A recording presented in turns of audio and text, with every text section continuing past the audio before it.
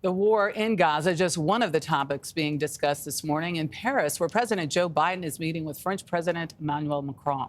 This is his first state visit to France, which included ceremonies in Normandy for the 80th anniversary of D-Day. This morning, a military parade down the Champs-Élysées and a state dinner tonight.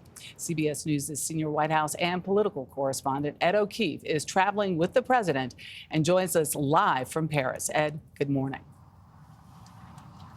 Michelle, great to see you in that formal welcome ceremony there at the Arc de Triomphe. The President and First Lady signed a guest book at that Arc that honors the soldiers who fought and died in the French Revolution. During his visit to Normandy on Friday, the President sought to remind Americans about the importance of sustaining democracy at a time that he thinks his would-be Republican opponent is a direct threat to it.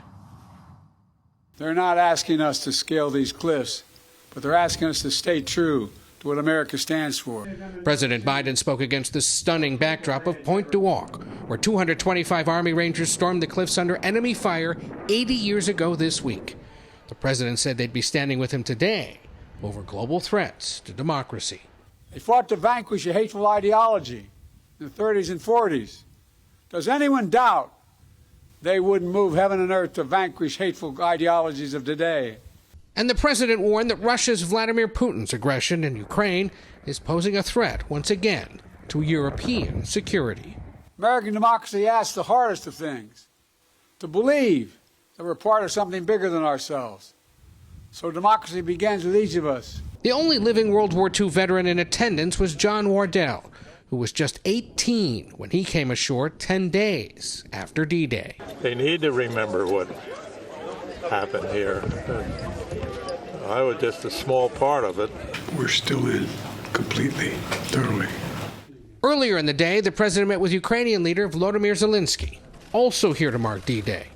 Mr. Biden announced an additional $225 million of aid and blamed conservative Republicans for delaying the assistance. I apologize for those weeks of not knowing what's going to happen in terms of funding.